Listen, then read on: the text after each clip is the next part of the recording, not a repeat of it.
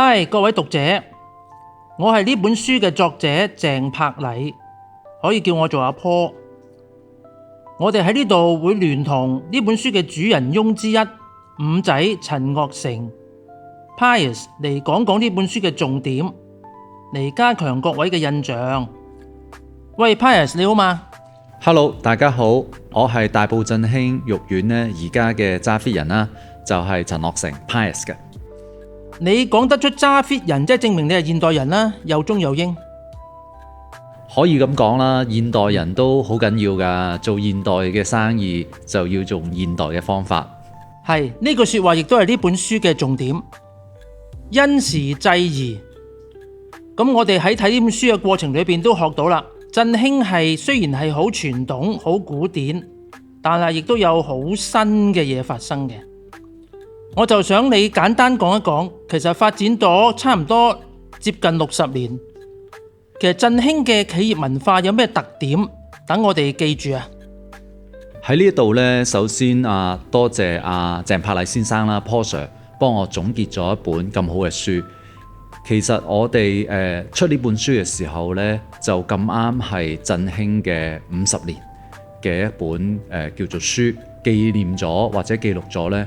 我哋喺過去個幾十年呢，點樣經營振興嘅？喺裏邊其中一個令我好深刻嘅一個故事啦，其實亦都係我哋自己嘅品牌故事，就係牛丸冇牛肉呢一個事件。其實喺肉丸嘅呢個市場咧，喺香港呢個肉丸界咧，喺唔同嘅年代咧，都有唔同嘅食材危機嘅。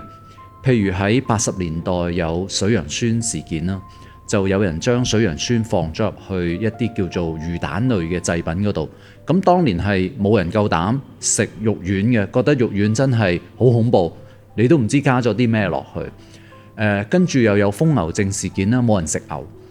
跟住到2013年歐洲有單馬肉事件呢，就係有人就係將馬肉溝落去一啲肉類製品嗰度。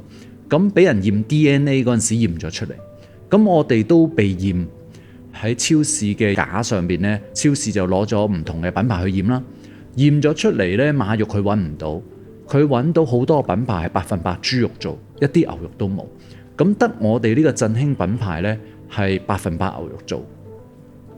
咁我成日都講笑話，哇乜呢個年代用牛肉做牛丸都係賣點嚟㗎。咁呢個就係我哋嘅品牌故事，令我自己覺得成本書都記錄咗呢件事。呢件事令我深刻咁反省。第一就係我有陣時都會質疑，究竟我屋企人剩落嚟嘅呢盤生意，究竟有冇買點㗎？哇！點解做啲咁毛利咁低嘅嘢，又冇乜市場？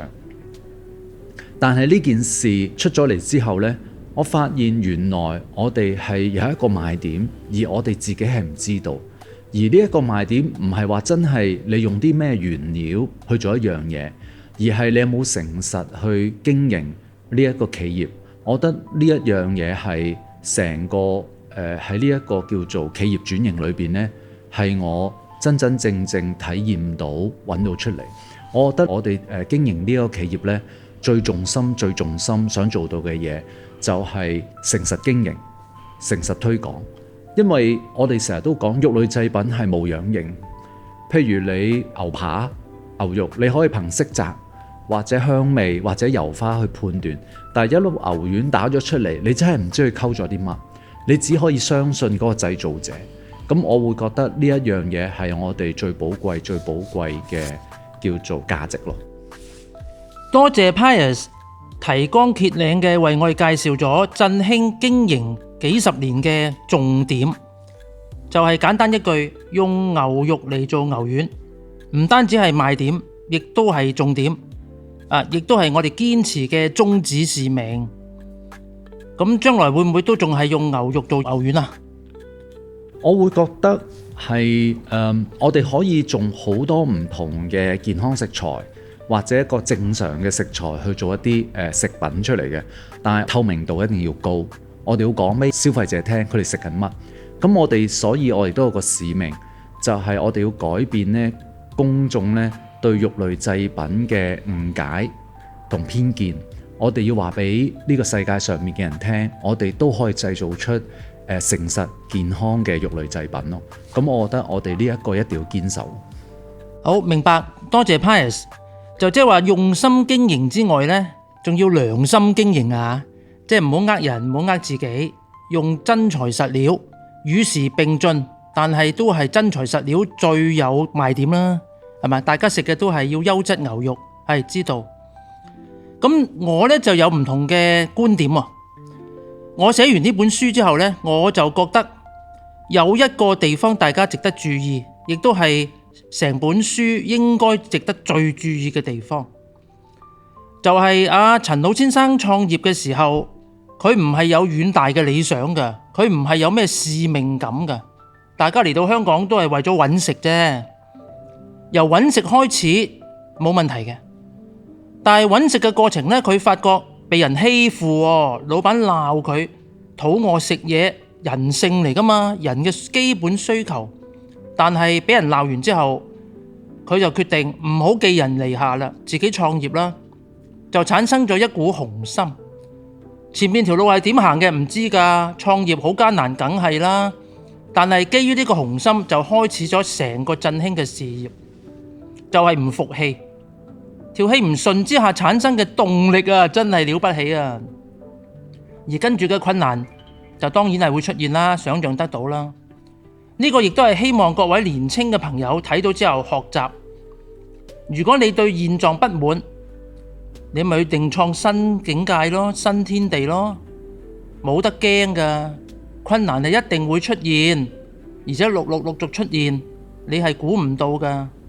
但係堅持初心最重要，提起我哋嘅勇氣亦都係最關鍵。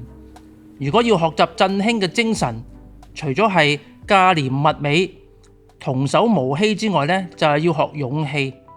面對困難嘅時候就迎接佢，用自己嘅初心，用自己嘅良心去好好應付問題，逐個解決，慢慢解決，有耐性去解決，咁結果都係可以成功㗎。呢個就係我嘅體會啦。好多謝各位嘅閱讀。我哋今次嘅聲音書有個特點，就係我哋請到主人翁啦嘅代表啦，五弟 Pius 嚟到講，而我亦都可以將我嘅心聲作為作者向大家介紹，希望大家接受，亦都多謝各位，多謝各位收聽。